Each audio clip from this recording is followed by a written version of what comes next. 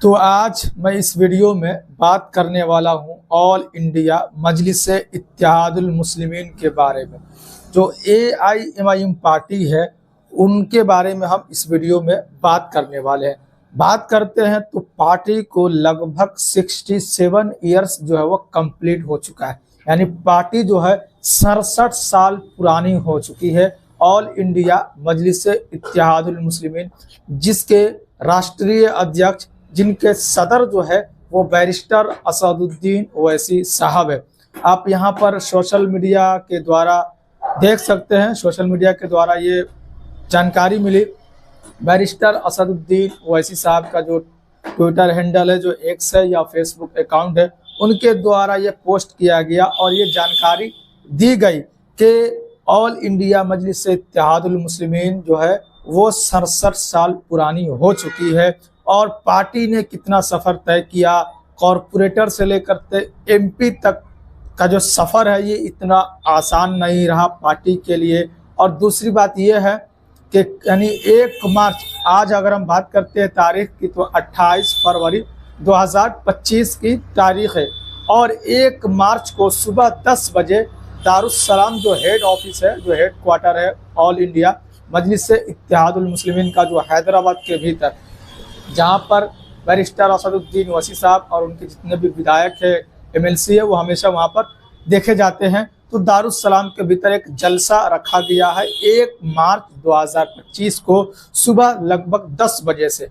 और इस जलसे के भीतर पार्टी को लेकर बात की जाएगी कि पार्टी ने कितना सफ़र तय किया, कहाँ से कहाँ तक का पार्टी ने सफ़र तय किया और पार्टी को कितना मुश्किलात का सामना करना पड़ा। दूसरी बात यह है कि इस जलसे के भीतर ख़ास तौर से, खुसूसी तौर से हम बात करते हैं तो बैरिस्टर असदुद्दीन ओवैसी साहब इस जलसे के भीतर अपना बयान देंगे, स्पीच देंगे, क्योंकि पार्टी के जो सदर है, जिम्मेदार है, पूरे देश भर में उनकी चर्चा होती रहती है। और पार्टी जो है ऑल इंडिया मजलिस इत्तेहादुल मुस्लिमीन, जिसे AIMIM पार्टी के नाम से जाना जाता है, ये बहुत सारे देश के अलग अलग राज्यों का सफ़र तय किया।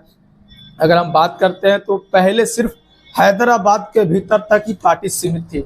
हैदराबाद का लोकल चुनाव लड़ती थी, कॉरपोरेटर का चुनाव लड़ती थी, उनके कॉरपोरेटर बनकर आते थे और निकाय चुनाव लड़ते थे। लेकिन पार्टी धीरे धीरे वहां से आगे बढ़ कर के विधायक का चुनाव लड़े, MP का चुनाव लड़े और पार्टी को कामयाबी मिलती गई।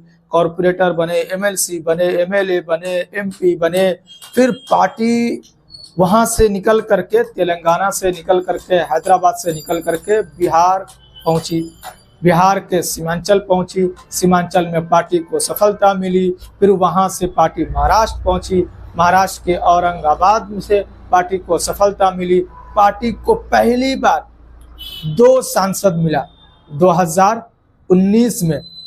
एक तो हैदराबाद से खुद बैरिस्टर असदुद्दीन ओवैसी साहब अपने परंपरागत सीट से वो जीत कर आए और फिर उसी समय पार्टी को एक अच्छी खबर ये मिली, पार्टी को सपोर्ट मिला, पार्टी को जो सदर थे बैरिस्टर असदुद्दीन ओवैसी साहब, उनको सपोर्ट मिला।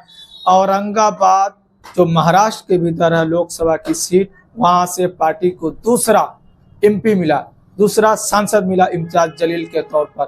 उन्होंने पूरे 5 साल तक अपने काम को किया और संसद के भीतर भी आवाज़ उठाते हुए नजर आए। बैरिस्टर असदुद्दीन ओवैसी साहब के साथ हमेशा बोले जाते थे, बोलने के लिए जाने जाते थे और उनके साथ हमेशा कंधे से कंधे मिलाकर संसद के भीतर हो चाहे संसद के बाहर हो, वो नज़र हमेशा आते रहते थे।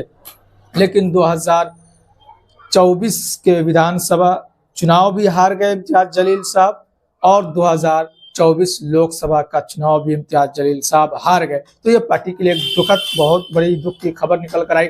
लेकिन फिर भी पार्टी अभी भी अलग अलग राज्यों में चुनाव लड़ रही है। जैसे मैंने कहा, बिहार हो गया, झारखंड हो गया, महाराष्ट्र हो गया, उत्तर प्रदेश हो गया।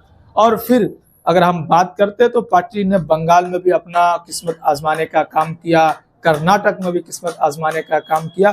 तो पार्टी अलग अलग राज्यों में चुनाव लड़ती हुई नजर भी आती है और पार्टी किस तरीके से अपना पूरा सफर तय किया 67 ईयर्स, इसको लेकर के कल यानी 1 मार्च 2025 को बैरिस्टर असदुद्दीन ओवैसी साहब इस पर बात करेंगे और जो भी बात करेंगे पार्टी की कुर्बानी को लेकर के बात करेंगे, क्या पार्टी ने कुर्बानियाँ दी, क्या पार्टी के जो लोग थे, पार्टी के जो जिम्मेदार थे, जो इनके वालिद मोहतरम थे मरहूम, उनकी क्या योगदान था, इन सारी बातों को लेकर जो भी बैरिस्टर असदुद्दीन ओवैसी साहब बात करेंगे, अकबरुद्दीन ओवैसी साहब बात करेंगे या उनके जिम्मेदार बात करेंगे, वो फिर से मैं आप तक किसी और वीडियो के माध्यम से रखने का ज़रूर कोशिश करूँगा।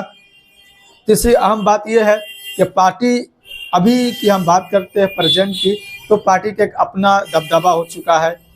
हैदराबाद से निकल करके, जैसे कि मैंने कहा कि अलग अलग राज्यों में चुनाव पार्टी लड़ती हुई आ रही है, जिसकी वजह से पार्टी हर जगह जाना जा रहा है, पार्टी को हर जगह जाना जा रहा है। अभी हाल के दिनों में दिल्ली का चुनाव हुआ, दिल्ली में भी पार्टी चुनाव लड़ने का काम किया। फिर अभी 2025 के लगभग नवंबर अक्टूबर के समय बिहार विधानसभा का चुनाव है, तो पार्टी यहाँ भी चुनाव लड़ सकती है और 100% लड़ेगी, और ये कंफर्म नहीं कि कितनी सीटों पर चुनाव लड़ेगी। तो इस तरीके से पार्टी जो हैदराबाद से निकलकर अलग अलग राज्यों में पार्टी पहुंची, ये सिर्फ बैरिस्टर असदुद्दीन ओवैसी साहब का देन है। इनके वालिद मोहतरम जो थे मरहूम सलाहुद्दीन ओवैसी साहब, वो हैदराबाद तक सीमित थे, हैदराबाद लोकसभा के सांसद थे और पार्टी को सीमित कर रखे थे।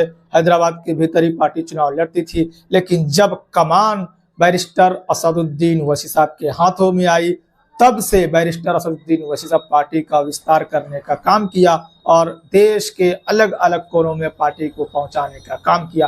तो पार्टी अभी की हम बात करते हैं तो बहुत मजबूत स्थिति में है। जिस तरीके से मजबूत माने जाते हैं बैरिस्टर असदुद्दीन ओवैसी साहब, कानून के दायरे के हिसाब से अपनी बातों को रखते हुए, अपने पक्ष को रखते हुए, उसी तरीके से पार्टी में जितने भी बड़े नेता है वो भी अपनी दावेदारी के लिए, अपनी मजबूती के लिए जाने जाते हैं। और सबसे पहली बात यह है कि पार्टी एक सेकुलर पार्टी है, एक आज़ाद लीडरशिप पैदा करती है पार्टी के भीतर जितने भी नेता बनते हैं, चाहे इम्तियाज जलील साहब को देख ले, वारिस पठान साहब को देख ले, बिहार से हम बात करते हैं तो अख्तरुल ईमान साहब को देख ले, नए नए जो पार्टी में जुड़े हुए हैं, राणा रणजीत सिंह को देख ले, शिवहर लोकसभा के पूर्व प्रत्याशी भी रह चुके हैं।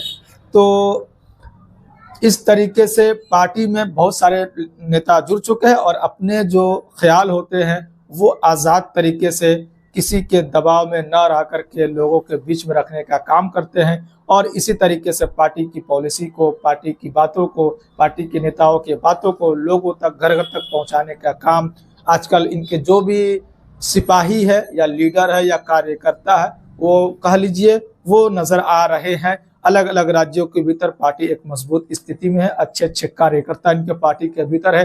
कल ये देखने वाली बात है कि कल किस तरीके से प्रोग्राम होता है, क्योंकि 67 ईयर्स और पार्टी हो चुकी है और 67 ईयर्स कंप्लीट करने के बाद पार्टी में क्या जश्न मनाया जाता है, कैसे जश्न मनाया जाता है और पार्टी के भीतर से क्या खबर निकल कर आती है, वो फिर से मैं कल रखने का कोशिश करूंगा। मैंने आज आपको बता दिया है कि कल हैदराबाद दारुस्सलाम के भीतर मीटिंग होने वाली है, पब्लिक मीटिंग होने वाली है, जलसा होने वाला है, जिसमें खुसूसी तौर पर बैरिस्टर असदुद्दीन ओवैसी साहब का भाषण आप लोगों को देखने को मिलेगा।